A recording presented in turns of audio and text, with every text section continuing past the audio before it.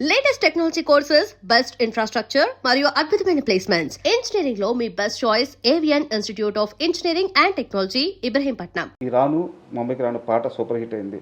86 కోట్ల వ్యూస్ వచ్చున్నాయి దానికి. అయితే ఈ మొత్తం ప్రయాణంలో పాట ఇంత పెద్ద హిట్ అయిన తర్వాత రాము రాథోడ్ నుంచి లిఖితాకి కొంచెం ఎక్స్ట్రా అమౌంట్ వచ్చుంటే బాగుండేది అని చెప్పి మీ సన్నిహితులే చాలామంది మీకే చెప్పారు. బట్ అటువైపు నుంచి అది జరగలేదు. దానివల్ల లిఖిత చాలా డిసప్పాయింట్ అయింది. లిఖితకు సంబంధించిన మనుషులు కూడా డిసప్పాయింట్ అయ్యారు. నిజమేనా ఇది? అంటే నిజమే అండి. ఇప్పటి వరకు ఎలాంటి అప్డేట్ లేదు. బట్ రామన్న ప్లాన్ చేయడం అయితే ఇంకొక కొంచెం తొందరలో 1 బిలియన్ అవ్వచ్చు కదా, వీల్ సెలబ్రేటెడ్ పెద్దగా సెలబ్రేట్ చేద్దామని అనుకుంటున్నారు. సో ఆ రోజు నీకు సర్ప్రైజ్ ఉంది అని అన్నాడు తప్ప ఇప్పటి వరకు అప్డేట్ లేదు.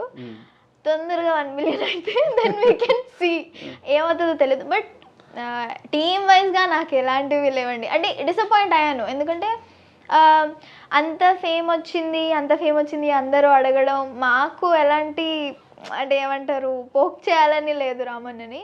బట్ వి లవ్ హిమ్ అంతే, ఇంకేం చెప్పలేను కూడా. అంటే చాలా ఇంటర్వ్యూలో వారే కెమెరా ముందు చెప్పారు, ఆ పాటకే ₹1 కోటి జనరేట్ అయినాయి అని చెప్పి వారే చెప్పారు.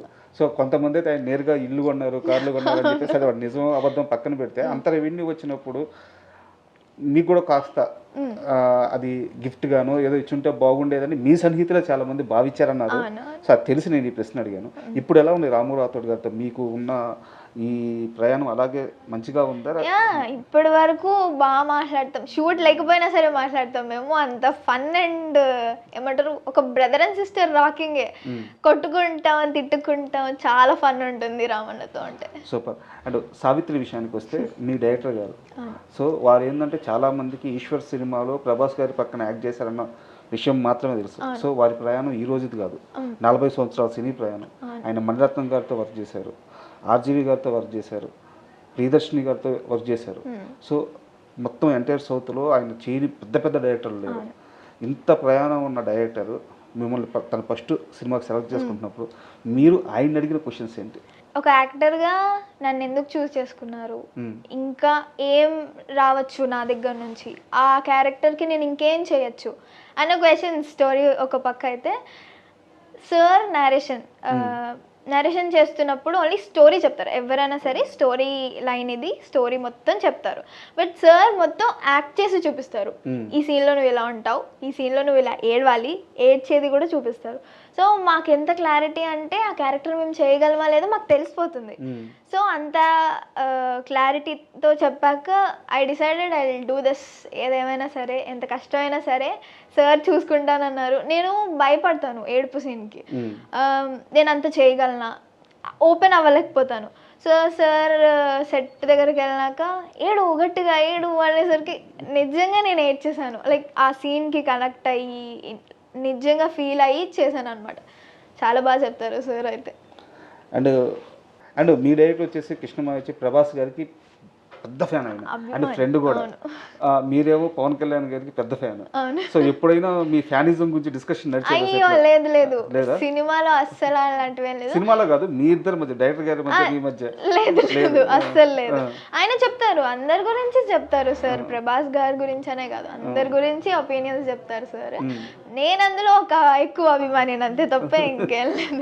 మీ డైరెక్టర్ గారు మీకు ప్రభాస్ గారి గురించి చెప్పిన ఒక చిన్న ఇన్సిడెంట్ ఏదైనా మాకు షేర్ చేయండి. అంటే వారిద్దరి మధ్య జరిగింది మీకు సరదాగా చెప్పుంటారు కదా. అంటే మాకు సెట్లో ఒకసారి చెప్పారు, మేము తింటున్నప్పుడు ఈశ్వర్ మూవీ అవుతున్నప్పుడు బస్తీ రూట్స్లోన అక్కడే కూర్చొని తినేవాళ్ళంట.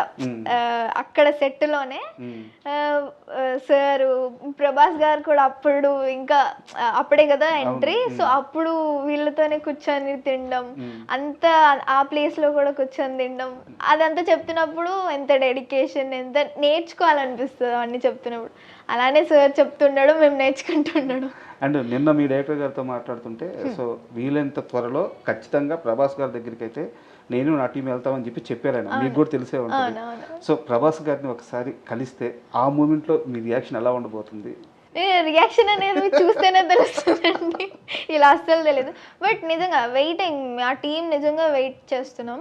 నేను, హీరో గారు, డెమాన్ పవన్ అండ్ రాణి, శుక్ల కూడా ఉన్నాడు. అందరం వెళ్తాం, మ్యాక్స్ అందరం వెళ్తాం. వెళ్తే మాత్రం మొదలం నాకు తెలిసి ఫొటోస్ తీసుకుంటాం, బైట్స్ తీసుకుంటాం, ఫస్ట్ సావిత్రి మూవీ గురించి తీసుకుంటాం. అండ్ వీఆర్ వెయిటింగ్ డైరెక్టర్ సార్కి అడగాలి ఇంకా మళ్ళీ ఎప్పుడు తీసుకెళ్తారు అని చెప్పి.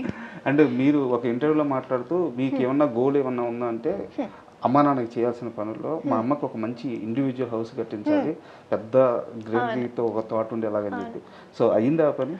ఇప్పటి వరకు అయితే అవ్వలేదు, బట్ చూడాలి ఇంకా మంచి ప్రాజెక్ట్స్ వస్తే ఇంకా చూస్తున్నాను, బట్ నాట్ ఇప్పటి వరకు అయితే అవ్వలేదు, చూడాలి ఫ్యూచర్లో. అండ్ యాక్చువల్గా లిఖిత అంటే ఈవెంట్స్తో చాలా బిజీ ఉంటారు మీరు. ఇప్పుడు హీరోయిన్ అయ్యారు. సో హీరోయిన్ ఇప్పుడు ఈ మూవీ రిలీజ్ తర్వాత దీన్ని నిలబెట్టుకోవడం చాలా కష్టం ఇంకా. సో మళ్ళీ ఆఫర్స్ రావాలి, లేదా మీరు అప్రోచ్ అవ్వాలి, లేదా మేకర్స్ అప్రోచ్ అవుతారు. ఈ ప్రాసెస్ ఇలా ఉంది కాబట్టి ఈవెంట్స్ని కొన్ని రోజులు స్టాప్ చేస్తారా, లేదా ఈవెంట్స్ని మాత్రం అలాగే గట్టిగా పట్టుకుంటారా? ఈవెంట్స్ని మేబీ కొన్ని నేను మేనేజ్ చేయలేకపోవచ్చు, టైమింగ్స్ కానీ డేట్స్ కానీ కొంచెం ఇబ్బంది రావచ్చు, బట్ చేస్తాను తప్పకుండా. అంటే మిస్ అవుతానేమో కొన్ని, బట్ వెళ్ళాలి పక్కా, అక్కడ బాగుంది అంటే కానీ వెళ్తాను. అండ్ అంటే ఎట్లాగో మనం కమర్షియల్ గురించే మాట్లాడుకుంటున్నాం కాబట్టి రాను ముంబైకి రాను పాట ₹1 సంపాదిస్తే లిఖిత బయటకు వచ్చి 19 ఏళ్ల వయసులో, అంటే ఆ పాట రిలీజ్ అయిన 2-3 సంవత్సరాలకే లిఖిత బయట ₹1 సంపాదించిందని చెప్తున్నారు. అంటే అంత క్రేజ్ ఉంది బయట, నిజమేనా? ఆ పాట రాము రాతోనే కాదు మిమ్మల్ని కూడా కోటీశ్వరులు చేసింది అని చెప్పి చెప్తున్నారు. కోటీశ్వరుల్ని చేయలేదు కానీ ఒక లిఖిత అని కాకుండా రాను బొమ్మాయికి రాను అమ్మాయి అని మాత్రం నిలబెట్టింది. కోట్ల మందికి చేరువ చేసింది. చాలా అందరి ఇళ్లలో ఒక అమ్మాయిగా చేసేసారు నన్ను.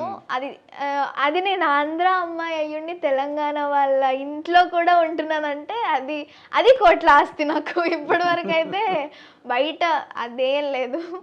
ఫేమ్, వాళ్ళు ఇచ్చే ప్రేమ అంతా చాలా బాగుంది, అదే ఎంజాయ్ చేస్తున్నాను ఇంకా. అయితే ఇంత క్రేజ్, ఇప్పుడు 19 ఏళ్ళ వయసు అంటే చిన్న చిన్న కోరికలు ఉంటాయి, ఫ్రెండ్స్తో బయటికి పోవాలని, అందరిలాగే ఒక సినిమా చూడాలని, ఒక షాపింగ్కి వెళ్ళాలని. సో ఇవన్నీ పాసిబుల్ అవుతున్నాయి నీకు? పాసిబుల్ అవుతున్నాయి. నేను ఫ్రెండ్స్తో తక్కువ బయటకి, ఓన్లీ 2-3 ఫ్రెండ్స్ ఉంటారు నాకు. బయటకు వెళ్తే అందరు గుర్తుపట్టడం చాలా. సో ఇవన్నీ చిన్న చిన్న ఆనందాలన్నీ మిస్ అవుతున్నావు? మిస్ అంటే అంత ఇబ్బంది పెట్టరు, ఒకవేళ ఇబ్బంది పెట్టినా అంత ఎప్పుడు వెళ్ళలేదు, అంటే అంత క్రౌడ్లోకి నేను ఎప్పుడు వెళ్ళలేదు. నేను తిరిగేది కూడా తక్కువ, ఇంట్లోనే ఎక్కువ. సో అంత ఇబ్బంది ఏం రాలేదు, కానీ ఎంజాయ్ చేస్తాను. ఎవరు వచ్చినా ఎవరు అడిగినా వెళ్తే ఫ్యామిలీతో వెళ్తా, ఫ్యామిలీతో ఉన్నప్పుడు ఇంకా ఫైన్ అంత మూమెంట్. ఈ క్రేజ్ వల్ల, ఈ ఫేమ్ వల్ల నేను చేయాలనుకున్న పని ఇది చేయలేకపోతున్నాను, ఇది ఒక్కటి మాత్రం నాకు బాధగా ఉంది అంటే, ఇంత ఆనందం రావడం వల్ల కూడా ఒక బాధ ఉంది అనిపిస్తుంది కదా. సో అది ఏం పని ఇప్పుడు అంటే? And for more videos, please subscribe to iDream channel. Subscribe to iDream Media. Please subscribe to iDream. Please subscribe to iDream. Please subscribe iDream. And please subscribe to iDream. For more videos, subscribe to iDream. please like, share and subscribe to the channel. Congratulations, iDream. Subscribe to iDream. Subscribe to iDream. So subscribe to iDream Media. iDream ki iDream team andarki huge congratulations. Please subscribe iDream Media. Please subscribe to iDream. Subscribe iDream. Please subscribe to iDream.